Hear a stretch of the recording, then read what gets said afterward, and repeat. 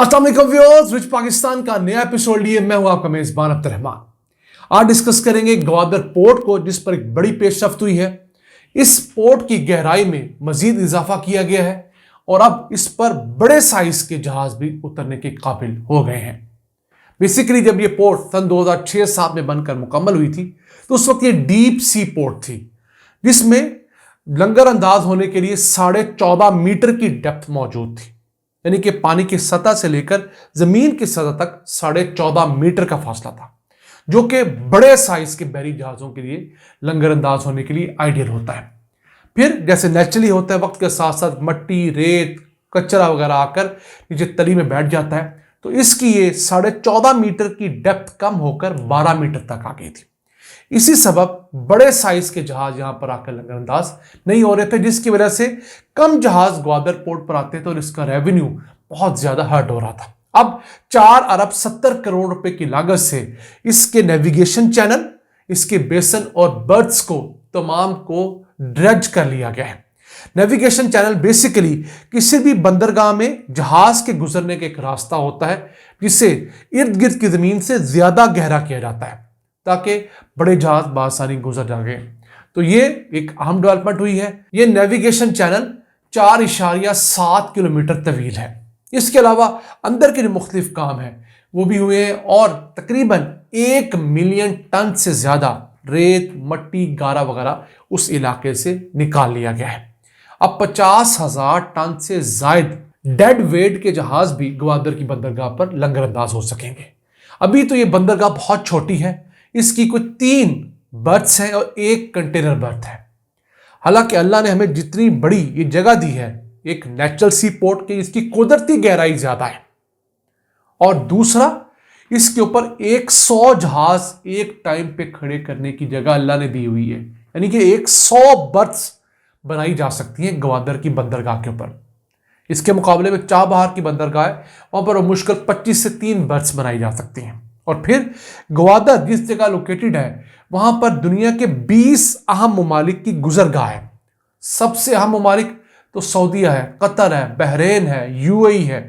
इसके अलावा ईरान हमारे सामने आता है, इराक है।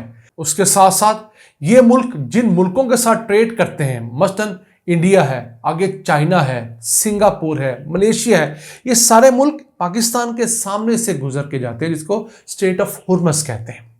तो इस चौक, इस राउंड अबाउट के ऊपर मौजूद होने की वजह से ये बड़ी आइडियल लोकेटेड तो थी ही, इसके ऊपर अल्लाह ने नेचुरल बनी बनाई हमें पोर्ट दी है। हमारी बदकिस्मती ये है कि हम लोग गुज़िश्ता 22 सालों में उस पोर्ट को मुकम्मल तौर पर ऑपरेशन नहीं कर सके, क्योंकि उस पोर्ट की कनेक्टिविटी बाकी मुल्क के साथ आज की डेट तक मुकम्मल नहीं हुई।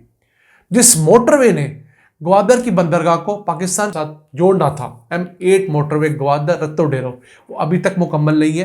हो सकता है 2025 के अवाखिर तक मुकम्मल हो सके और फिर हम कुछ ज्यादा यहां पर ट्रैफिक देख सकें।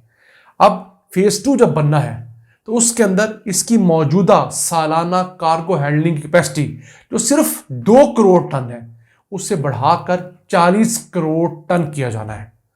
यानी उसके अंदर कम से कम 20 गुना का इजाफा किया जाना है और 2045 तक ये सारी 100 बर्थें मुकम्मल करने का प्लान था। लेकिन जिस रफ्तार से हम रेंग रहे हैं, मुझे नहीं लगता कि शायद ये काम 2057 तक भी हो जाए।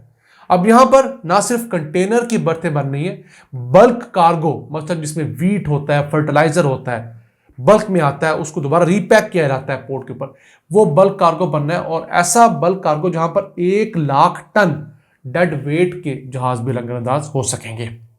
अब बड़े जहाजों का किसी पोर्ट पर आने का फायदा यह होता है कि बड़े जहाजों के जरिए भेजा गया सामान सस्ता पहुंचता है, फ्रेट कॉस्ट कम होती है और आगे से आपके मुल्क से उसने जो सामान लेके जाना होता है उसकी भी कॉस्ट कम हो जाती है। जब आपका बड़ा जहाज किसी बंदरगाह पे नहीं आता तो उसे कहीं दूर रुककर या किसी और बंदरगाह पे रुककर आपका सामान किसी छोटे जहाज पर लादना पड़ता है, तो उससे कॉस्टिंग बढ़ जाती है और आपकी बंदरगाह जो है उसकी वैल्यू कम हो जाती है। फिर इसी बंदरगाह पर एक ग्रेन टर्मिनल बनना है जो कि मुस्तकबिल में गंदम, चावल और इस तरह के ग्रेन संभालने के लिए स्पेशलाइज्ड होगा।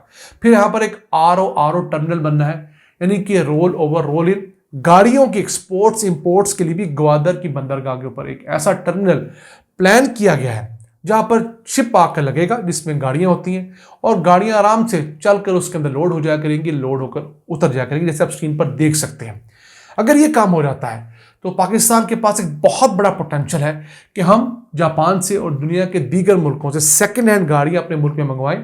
यहाँ पर चूंकि लेबर सस्ती है, मैकेनिक सस्ते हैं, टेक्नीशियन सस्ते हैं, इलेक्ट्रीशियन सस्ते हैं, उन गाड़ियों को रिफर्बिश करें और उसके बाद दुनिया में री एक्सपोर्ट करें। ये एक बहुत बड़ा पाकिस्तान के पास एक्सपोर्ट का पोटेंशियल है। तकरीबन 1 से 1.5 अरब डॉलर्स हम इस काम से कमा सकते हैं। सिर्फ हम दुनिया की गाड़ियां मंगवाकर यहां पर रिफर्बिश करें और यहां पर हम नई जो इकोनॉमी है उसको जनरेट कर सकते हैं। नए मैकेनिक्स आएंगे, टेक्नीशियंस आएंगे, नई वर्कशॉप्स आएंगी, फिर उन गाड़ियों के स्पेयर पार्ट बनाने वाली नई फैक्ट्री आएंगी, तो एक इकोसिस्टम डेवलप हो जाएगा। फिर इसी पोर्ट के ऊपर 2 ऑयल टर्मिनल्स हम लोगों ने प्लान कर रखे हैं जो कि 2 लाख डेड वेट टन के जहाज हैंडल करने की कैपेसिटी रखते होंगे। यहाँ पर ऑयल सिटी तो प्लान हुआ है, यहाँ पर ऑयल रिफाइनरी का भी प्लान हुआ है, लेकिन ऑयल रिफाइनरी अभी तो दूर दूर तक हमें उम्मीद नहीं कि लगेगी। उसकी वजह यह है कि गवादर की कनेक्टिविटी फिर वो इशू है। फिर इस पोर्ट के ऊपर एक LNG टर्मिनल बनाने का भी पूरा प्लान बनाया गया है। इसके तहत हम यहाँ पर LNG के कार्गो शिप्स मंगाएंगे जो कि 500 MMCFD रोजाना गैस यहाँ पर उतार सकेंगे और वो गैस बाद में पाकिस्तान के पूरे सिस्टम के अंदर भेजी जाएगी। तो आप इस बात से इस चीज का अंदाजा लगा सकते हैं कि अल्लाह ने हमें चुन चुन कर क्या क्या अहम चीजें दी हैं और हमने उन लोगों का क्या सलूक किया है। गवादर की बंदरगाह नेचुरल डीप सी पोर्ट है, यानी ऐसी कुदरती बंदरगाह जो कि कुदरतन गहराई में है, यानी कि बिल्कुल किनारे के ऊपर इसकी गहराई शुरू हो जाती है।